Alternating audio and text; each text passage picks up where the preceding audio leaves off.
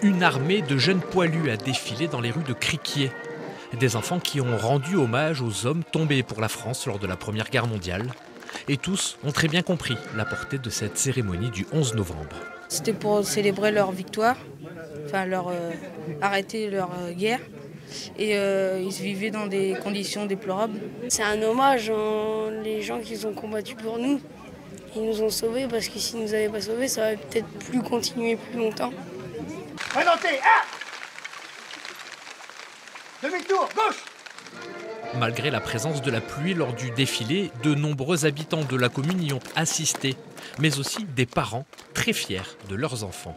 C'est super important pour eux parce que c'est une partie de leur patrimoine quand même, c'est un vécu que leurs arrière-grands-parents ont vécu, que nous-mêmes, nos grands-parents ont fait une certaine guerre. Et je trouve que c'est super important de leur expliquer que des gens sont morts pour nous défendre et qu'aujourd'hui on a des droits, des devoirs et qu'il faut vraiment les garder ces choses-là, quoi.